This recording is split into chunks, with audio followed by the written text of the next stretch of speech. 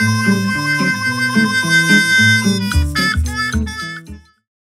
à tous, aujourd'hui on va faire une recette avec des asperges blanches. Pour cette recette, il nous faut des œufs, il y a un œuf dur et un œuf entier, du citron, du thon en boîte, du persil, des capres. Et pour les assaisonnements, on va faire un maillot, donc il nous faut de l'huile, du sel, du poivre, du vinaigre, de la moutarde. Et pour la sauce, on va faire une petite sauce sympa, vous allez voir, du tabasco et de la sauce anglaise. Worcester sauce. C'est parti.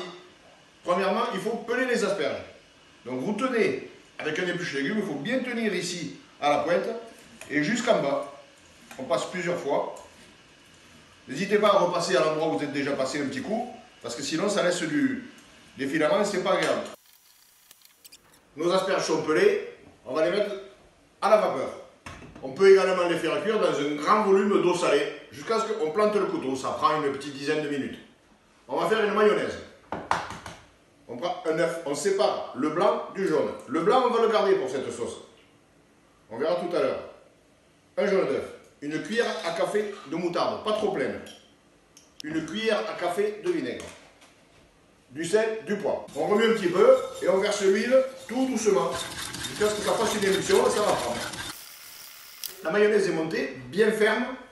Pour un jaune d'œuf, on a mis environ 25 centilitres d'huile et donc une demi-cuillère à café de moutarde, demi-cuillère à café de vinaigre, du sel et du poivre.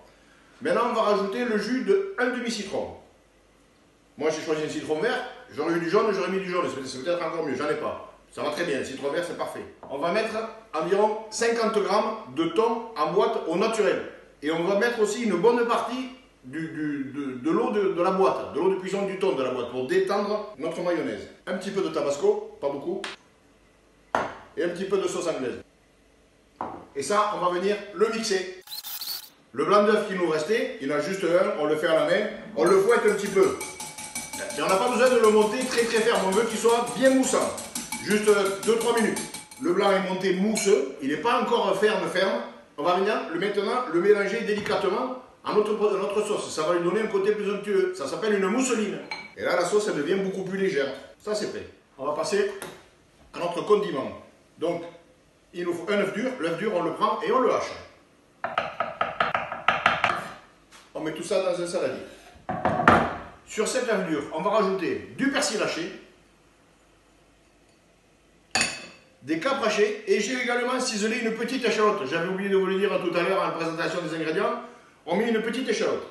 On va rajouter un peu d'huile, environ 10 centilitres, une petite cuillère de moutarde, du sel et du poivre. Et on remue.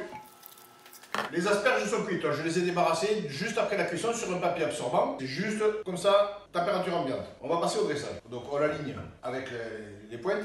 On égalise. On a 3 jolies asperges pareilles. On prend notre sauce qu'on a fait tout à l'heure, bien onctueuse. Cette sauce, j'aimerais vraiment que vous essayiez de la faire parce que, par exemple, elle marche aussi avec du veau. On met notre sauce au fond, comme on va faire de suite. Un petit peu de rôti de veau juste cuit, même cru au milieu avec façon carpaccio.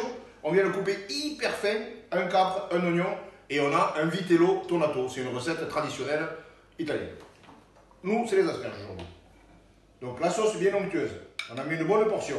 Nos asperges posées dessus, comme sur un petit coussin. Notre condiment avec le jaune d'œuf, les capres, le persil, la moutarde, eh bien on va venir le chatouiller dessus là comme ça.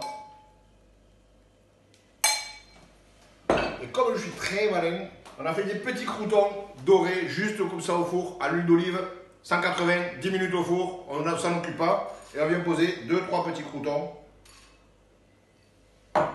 Et notre plat est prêt. Bon appétit!